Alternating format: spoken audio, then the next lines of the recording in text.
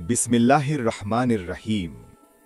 পরম করুণাময় আল্লাহ তাআলার নামে শুরু করছি। আকাশ জমিন সৃষ্টি হওয়ার বহু আগে এক মহা পরিকল্পনা চলছিল আল্লাহ ইচ্ছায়। তখনও পৃথিবীতে কোনো মানুষ ছিল না, ছিল না কোনো সভ্যতা, কোনো জ্ঞান, কোনো ইতিহাস। কিন্তু আল্লাহ কোন শব্দে শুরু হলো এক নতুন অধ্যায়, মানুষের সৃষ্টি। আল্লাহ তাআলা বলেন, আমি পৃথিবীতে একজন প্রতিনিধি খলিফা সৃষ্টি করব। সূরা আল বাকারা ৩০। এই ঘোষণা ছিল এমন এক সংবাদ যা প্রথমবারের মতো ফেরেশতাদের বিস্ময়ে ভরিয়ে দিয়েছিল। কারণ ফেরেশতারা জানতেন পৃথিবী একসময় জ্বলে উঠবে রক্তপাত, অন্যায় ও বিদ্রোহে। তারা বলল, হে আল্লাহ, আপনি কি এমন কাউকে সৃষ্টি করবেন যে সেখানে অশান্তি সৃষ্টি করবে, রক্তপাত করবে, অথচ আমরা তো আপনাকে সর্বদা স্তুতি ও পবিত্রতা ঘোষণা করি? সূরা আল বাকারা ৩০। আল্লাহ উত্তর দিলেন, আমি যা জানি তোমরা তা জানো না। এই এক বাক্যে লুকিয়ে আছে মানব সৃষ্টির মূল রহস্য। মানুষ শুধু দেহ নয়, এক জ্ঞান, আত্মা ও পরীক্ষা নির্ভর সত্তা। আল্লাহ বলেন, আমি মানুষকে মাটি থেকে সৃষ্টি করেছি। সূরা আস-সাজদা ৭। কখনো তিনি বলেন সাদাদ মাটির শুকনো পিণ্ড, আবার বলেন কালো কাদা, পোড়ামাটির মতো পদার্থ। অর্থাৎ মানুষের দেহে মাটির প্রতিটি উপাদান রয়েছে। লোহা, ক্যালসিয়াম, পটাশিয়াম, পানি সবই আমাদের শরীরে মাটির রূপে বিদ্যমান। এই কুরআনিক সত্য আজ বিজ্ঞানও প্রমাণ করেছে। মানবদেহের ৯৯% উপাদানই পৃথিবীর মাটির উপাদানের সঙ্গে মিলে যায়। যখন দেহের রূপ সম্পূর্ণ হল, তখন আল্লাহ বললেন, আমি তাতে আমার রূহ অর্থাৎ আত্মা ফুঁকে দিলাম। সূরা আল হিজর ২৯। এই মুহূর্তেই এক নির্জীব দেহে প্রাণ এলো। এটি ছিল আত্মার সূচনা, এমন এক রহস্য যা মানুষ আজও পুরোপুরি বুঝতে পারেনি। আল্লাহর এই রূহ কোনো অংশ নয়, বরং তার আদেশ, তার ইচ্ছা, তার নূর। এর মাধ্যমে মানুষ পেল জ্ঞান, চিন্তা, বিবেক ও ইচ্ছা শক্তি, যা ফেরেশতা বা পশুর নেই। আল্লাহ ঘোষণা করলেন, আমি যখন আদমকে সৃষ্টি করব এবং তাতে রূহ ফুঁকে দেব, তখন তোমরা সবাই তাকে সিজদা করবে। সব ফেরেশতা সিজদা করল, শুধু ইবলিস করল না। সে অহংকার করল এবং কাফেরদের অন্তর্ভুক্ত হয়ে গেল। সূরা আল বাকারা ৩৪। ইবলিস বলল, আমি তার চেয়ে উত্তম। আপনি আমাকে আগুন থেকে সৃষ্টি করেছেন আর তাকে মাটি থেকে। এই অহংকারই ছিল ইতিহাসের প্রথম বিদ্রোহ। এই মুহূর্তেই মানব ইতিহাসে শুরু হল ভালো ও মন্দের লড়াই, ঈমান ও কুফরের দ্বন্দ্ব, যা কিয়ামত পর্যন্ত চলবে। আল্লাহ আদমকে শিখালেন সমস্ত নাম, অর্থাৎ জ্ঞানের সূচনা হল তার মাধ্যমেই। যখন ফেরেশতাদের সামনে তা উপস্থাপন করা হলো, তারা বলল, আমরা কিছুই জানি না আপনি ছাড়া, যিনি সব জানা। আল্লাহ বললেন, হে আদম, তাদেরকে সেই নামগুলো জানাও। সূরা আল বাকারা ৩৩। আদম যখন ব্যাখ্যা করলেন, তখন ফেরেশতারা বুঝল মানুষ শুধু মাটি নয়, সে জ্ঞান, চিন্তা, আত্মা ও দায়িত্বের অধিকারী। আদম আলাইহিস সালামের মাধ্যমে মানব সভ্যতার সূচনা হল। তিনি ছিলেন প্রথম নবী, প্রথম শিক্ষক, প্রথম পিতা। তার মধ্যে ছিল জ্ঞান, ইবাদত ও দাওয়াতের মিশ্রণ। আল্লাহ তাকে জান্নাতে স্থাপন করলেন। এটি ছিল প্রশিক্ষণ কেন্দ্র, যাতে তিনি পৃথিবীতে আল্লাহ প্রতিনিধি হিসেবে জীবন যাপন করতে পারেন। আল্লাহ তাআলা যখন তার সৃষ্ট মানবের দেহে আত্মা ফুঁকে দিলেন, তখন এক অলৌকিক মুহূর্ত সৃষ্টি হল। নির্জীব মাটির পুতুল হঠাৎ নড়ল, চোখ খুলল আর প্রথম নিঃশ্বাস নিল। আদম আলাইহিস সালাম মানবজাতির প্রথম পিতা, প্রথম নবী, প্রথম প্রতিনিধি হিসেবে পৃথিবীর ইতিহাসে আবির্ভূত হলেন। সেই মুহূর্তে সমগ্র আসমান থমকে গেল। ফেরেশতারা বিস্ময়ে তাকিয়ে রইল। মানুষের সৃষ্টি সত্যিই এক মহান বিস্ময়। আল্লাহ তাকে জ্ঞান দিলেন, এমন জ্ঞান যা অন্য কোনো সৃষ্টির ছিল না। তিনি শিখে নিলেন জিনিসের নাম, তাদের প্রকৃতি এবং তাদের ব্যবহারের রহস্য। এটি ছিল আল্লাহ প্রদত্ত এক মহাদান, ইলম, এমন জ্ঞান যা মানুষকে করবে সকল সৃষ্টির নেতা, কিন্তু একই সঙ্গে এক ভয়ানক দায়িত্বের বোঝা। ফেরেশতাদের সামনে আদম যখন সব নাম উচ্চারণ করলেন, ফেরেশতারা বিনীত কণ্ঠে বলল, হে আল্লাহ, আপনি সত্যই সর্বজ্ঞ, সর্ববুদ্ধিমান। আল্লাহ তখন আদেশ করলেন, তোমরা সবাই আদমকে সিজদা করো। সব ফেরেশতা সঙ্গে সঙ্গে সিজদায় লুটিয়ে পড়ল। আকাশ জুড়ে ভেসে এলো আল্লাহ প্রশংসা, তার মহিমার ধ্বনি। কিন্তু সেই অসীম ভক্তির মাঝে দাঁড়িয়ে রইল এক সত্তা, ইবলিস। ইবলিস সিজদা করল না, সে দাঁড়িয়ে রইল, চোখে অহংকারের আগুন। আল্লাহ জিজ্ঞেস করলেন, হে ইবলিস, তুমি কেন সিজদা করলে না? সে বলল, আমি তার চেয়ে উত্তম। আপনি আমাকে আগুন থেকে সৃষ্টি করেছেন আর তাকে মাটি থেকে। সেই এক বাক্যে প্রকাশ পেল শয়তানের প্রকৃত মুখ। এটি শুধু এক অমান্যতা নয়, এটি ছিল আল্লাহর পরিকল্পনার বিরুদ্ধে প্রথম বিদ্রোহ। অহংকার, গর্ব, আত্মম্ভরিতা, এখান থেকে শুরু মানুষের সবচেয়ে বড় শত্রুর ইতিহাস। আল্লাহ তখন বললেন, তুমি এখান থেকে নেমে যাও, জান্নাতে তোমার কোনো স্থান নেই, কারণ তুমি গর্ব করেছ এবং অবাধ্য হয়েছ। ইবলিস বলল, হে আমার প্রভু, আমাকে কিয়ামতের দিন পর্যন্ত সময় দিন।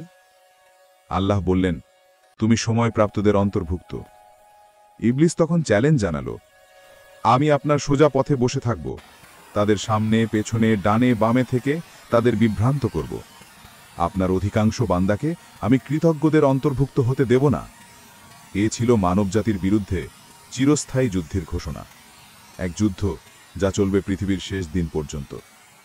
আল্লাহ ইবলিসকে জান্নাত থেকে বিতাড়িত করলেন, কিন্তু আদম আলাইহিস সালামকে দিলেন জান্নাতে বসবাসের সুযোগ। সেখানে তিনি একাকী ছিলেন না, আল্লাহ তার জন্য সৃষ্টি করলেন হাওয়াকে, আদমের জীবন সঙ্গিনী, প্রথম নারী, মানবজাতির মাতা। দুজনের জন্য জান্নাত ছিল পরিপূর্ণ সুখের স্থান। কোনো কষ্ট নেই, কোনো ভয় নেই, কোনো ক্ষুধা নেই। আল্লাহ শুধু একটি নির্দেশ দিলেন, তোমরা এই বাগানে স্বাধীনভাবে ভ্রমণ করো, কিন্তু এই বিশেষ বৃক্ষের কাছে যেও না।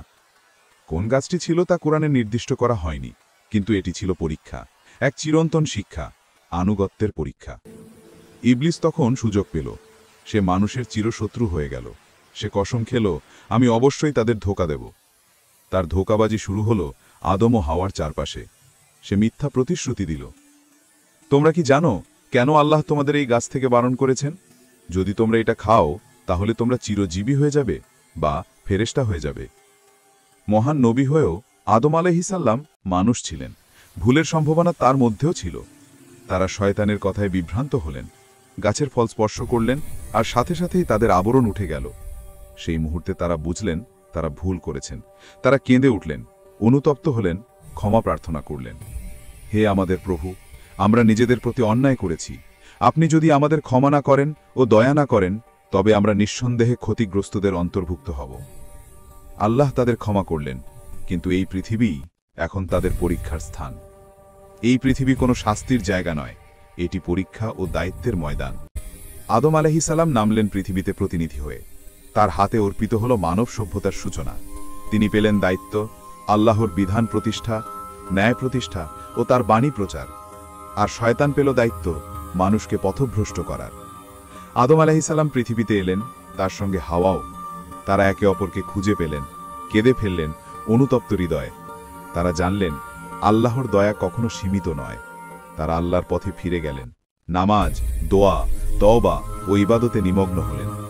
এভাবেই শুরু হলো মানব ইতিহাসের প্রথম অধ্যায়, জান্নাত থেকে পৃথিবীতে অবতরণ। আদম আলাইহিস সালাম হয়ে উঠলেন নবী, শিক্ষক ও নেতা। তার সন্তানদের মাধ্যমে জন্ম নিল মানব সভ্যতা। কিন্তু সেই প্রাচীন প্রতিজ্ঞা, শয়তানের শপথ এখনও জারি আছে। সে এখনও উবিস্পার করে, ফিসফিসিয়ে প্রলোভন দেয়, একটুমাত্র অন্যায় করলেই কিছু হবে না। কিন্তু মানুষ ভুলে যায়, প্রথম ভুলও ঠিক এমনই ছিল, একটুমাত্র অবাধ্যতা। আদম আলাইহিস সালামের পৃথিবীতে আগমন শুধু এক নির্বাসন নয়, এটি ছিল এক নতুন যাত্রার সূচনা, মানুষের জ্ঞান ও আত্মার পথে এক চিরন্তন অভিযাত্রা। আল্লাহ তাআলা মানুষকে সৃষ্টি করেছেন এক মহান উদ্দেশ্যে। কোরআনে ঘোষণা করা হয়েছে, আমি জিন ও মানুষকে সৃষ্টি করিনি, শুধু আমার ইবাদতের জন্যই সৃষ্টি করেছি। সূরা আজ-জারিয়াত 51-56। ইবাদত মানে শুধু নামাজ বা রোজা নয়, এটি হলো পুরো জীবনকে আল্লাহর সন্তুষ্টির পথে পরিচালিত করা। মানুষকে দেয়া হয়েছে স্বাধীন ইচ্ছা শক্তি। সে চায় আল্লাহর আনুগত্য করতে পারে, আবার অবাধ্যতাও হতে পারে। আর এই স্বাধীনতার মধ্যেই নিহিত আছে তার পরীক্ষা। এই দুনিয়া কোনো চিরস্থায়ী রাজ্য নয়, এটি এক পরীক্ষাগার, যেখানে প্রতিটি হাসি, প্রতিটি কান্না, প্রতিটি সিদ্ধান্ত পরীক্ষার অংশ। কেউ সম্পদে পরীক্ষা হয়, কেউ দারিদ্র্যে, কেউ ক্ষমতায়, কেউ অসহায়তায়। কেউ আল্লাহর পথে ধৈর্য ধরে, কেউ শয়তানের ফাঁদে পড়ে। এভাবেই চলে মানুষের বাস্তব যুদ্ধ, ভেতরের ও বাইরের শয়তানের বিরুদ্ধে। আল্লাহ আদম আলাইহিসসালামকে যে জ্ঞান দিয়েছিলেন, সেটিই তাকে ফেরেশতাদের থেকেও শ্রেষ্ঠ করেছে। এই জ্ঞান কেবল তথ্য নয়, এটি উপলব্ধি, চিন্তা, বিচার ও সিদ্ধান্তের ক্ষমতা। কোরআনে আল্লাহ বলেন, তিনিই মানুষকে শিখিয়েছেন যা সে জানত না। সূরা আল-আলাক 96-5। মানুষ জন্মায় অজ্ঞান হয়ে, কিন্তু তার ভেতরে লুকিয়ে থাকে সীমাহীন সম্ভাবনা। তার মস্তিষ্ক হলো এক বিস্ময়কর সৃষ্টি, যা ভালো ও মন্দ, আলো ও অন্ধকার, জ্ঞান ও অজ্ঞতা সব কিছু চিনে নিতে পারে। এই জ্ঞান শুধু পার্থিব নয়, আত্মিকও। মানুষ যত বেশি জানে, তত বেশি উপলব্ধি করে। তার জ্ঞান সীমিত, আর আল্লাহর জ্ঞান অসীম। এ কারণেই ইসলামে জ্ঞানার্জনকে ইবাদতের সমান বলা হয়েছে। রাসূল সাল্লাল্লাহু আলাইহি ওয়াসাল্লাম বলেছেন, জ্ঞান অন্বেষণ করা প্রতিটি মুসলিমের ওপর ফরজ। যখন আল্লাহ আদমকে সৃষ্টি করলেন, তার দেহ ছিল মাটির, কিন্তু প্রাণ এলো যখন আল্লাহ নিজ আত্মা ফুঁকে দিলেন। আল্লাহ বলেন, আমি তাকে গঠন করেছি, তারপর তাতে আমার আত্মা ফুঁকে দিয়েছি। সূরা সাজদা 32-9। এই আত্মা, রূহ, মানুষের প্রকৃত সত্তা। শরীর হলো এক পোশাক, আত্মা হলো তার প্রকৃত মানুষ। এই রূহই তাকে ঈমান, ভালোবাসা, করুণা ও বিবেক দিয়েছে। কিন্তু আত্মা কোথা থেকে আসে, মৃত্যুর পর কোথায় যায়, তা মানুষের জ্ঞানের বাইরে। কোরআনে বলা হয়েছে, তোমার কাছে আত্মা সম্পর্কে প্রশ্ন করে, বলো, আত্মা হচ্ছে আমার প্রভুর আদেশের বিষয়, তোমরা এর সামান্যই জানো। সূরা ইসরা 17-85। আত্মা হল এক মহিমান্বিত শক্তি, যা মৃত্যুর পর দেহ থেকে বেরিয়ে যায়, কিন্তু সম্পূর্ণভাবে বিলীন হয় না। এটি ফিরে যায় তার প্রভুর কাছে, যতক্ষণ না তাকে আবার ফিরিয়ে আনা হয় হাসরের দিনে। মানুষের ভেতরে দুটি শক্তি কাজ করে, একটি তাকে আল্লাহর দিকে টানে, অন্যটি টানে নিচে, পাপের দিকে। কোরআনে বলা হয়েছে, আমি মানুষকে দুটি পথ দেখিয়েছি, ভালো ও মন্দ। সূরা বালাদ 90-10। প্রত্যেক মানুষের ভেতরেই যুদ্ধ চলে, আত্মা ও নফসের, ঈমান ও অহংকারের, আলো ও অন্ধকারের। যে মানুষ এই অভ্যন্তর যুদ্ধ জয় করতে পারে, সেই প্রকৃত মুক্ত মানুষ।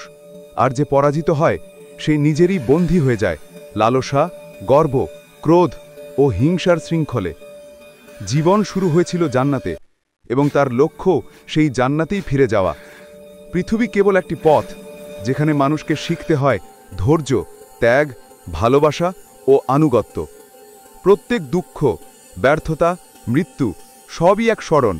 এই দুনিয়া স্থায়ী নয়, আত্মা চিরন্তন, শরীর নয়। আল্লাহ বলেন, নিশ্চয়ই আমি তোমাদের সৃষ্টি করেছি পরীক্ষা করার জন্য, কে উত্তম কাজ করে। সূরা আল মুলক 67-2। এই পরীক্ষার শেষ হবে মৃত্যুর মাধ্যমে, কিন্তু আত্মার যাত্রা তখনই শুরু হবে, চূড়ান্ত গন্তব্যের দিকে, জান্নাত বা জাহান্নামের পথে। মানুষ শুধু মাটির তৈরি নয়, তার ভেতরে আছে আল্লাহর এক নিঃশ্বাস, এক আলো। যতক্ষণ সে সেই আলোকে চিনবে, ততক্ষণ সে পথ হারাবে না।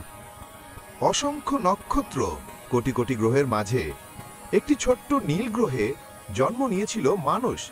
কিন্তু প্রশ্ন হলো, কেন? বিজ্ঞান জানে কিভাবে মানুষ সৃষ্টি হলো, কিন্তু কোরআন জানায় কেন সে সৃষ্টি হলো। আধুনিক জীববিজ্ঞান বলে, মানুষের দেহ তৈরি হয়েছে মাটির মৌল দিয়ে, কার্বন, হাইড্রোজেন, অক্সিজেন, নাইট্রোজেন, যেগুলো পৃথিবীর মাটিতেও বিদ্যমান। কোরআনে আল্লাহ ঘোষণা করেছেন বহুবার, আমি মানুষকে সৃষ্টি করেছি মাটি থেকে। সূরা মুকমিনুন 23-12। আমি তাকে সৃষ্টি করেছি শুকনো কাদার মতো মাটি থেকে। সূরা আর রহমান 55:14। এই মিলই প্রমাণ করে কোরআন কোনো রূপকথা নয়, বরং এটি এমন জ্ঞানের উৎস যা আধুনিক বিজ্ঞান শতাব্দী পর আবিষ্কার করেছে।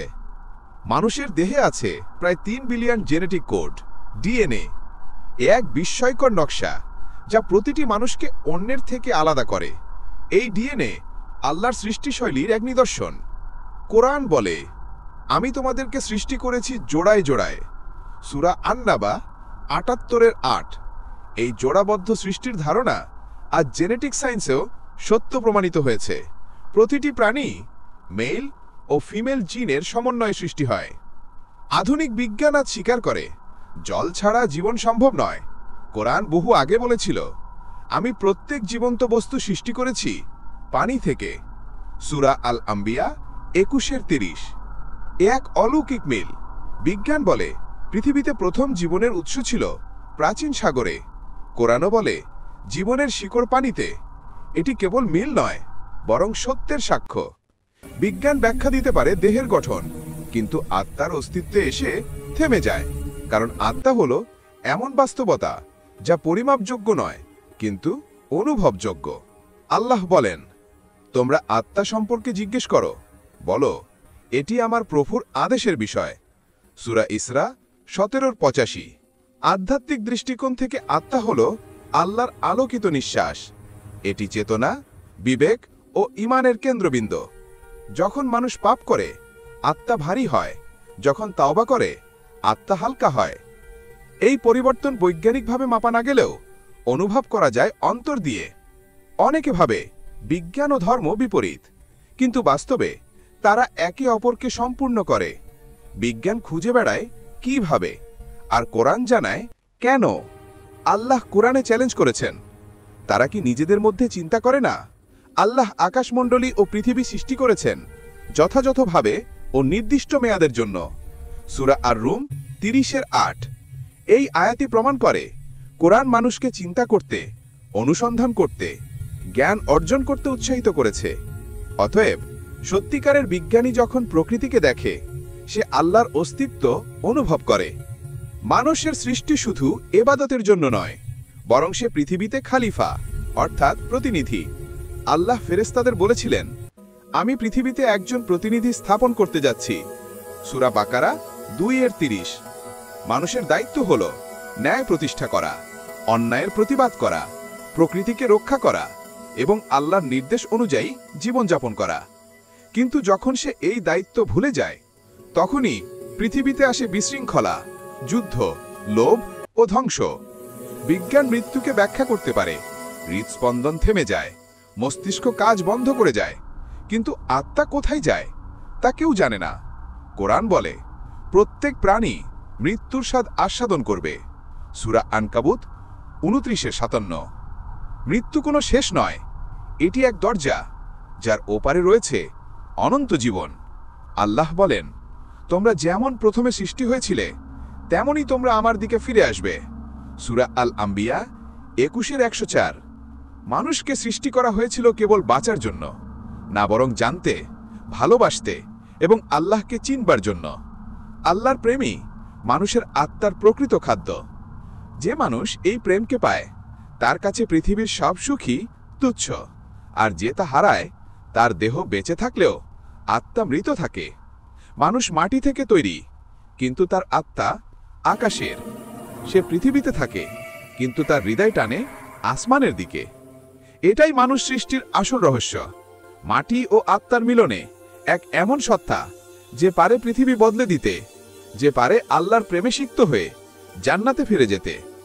মানুষ শুধু এক দেহ নয়, সে এক রহস্য যার মধ্যে মিলেছে বিজ্ঞান, জ্ঞান, ভালোবাসা ও আত্মা। আর এই রহস্যের উত্তর একটি, সেটি আল্লাহ। প্রিয় দর্শক, আপনি যদি এই ধরনের ঐতিহাসিক ও শিক্ষণীয় কাহিনী শুনতে ভালোবাসেন, তাহলে অনুগ্রহ করে আমাদের চ্যানেলটি সাবস্ক্রাইব করুন এবং নোটিফিকেশন বেল আইকনটি অন করে রাখুন। আপনাদের ভালোবাসার সমর্থন আমাদের এগিয়ে যাওয়ার প্রেরণা যোগায়। আল্লাহ হাফেজ।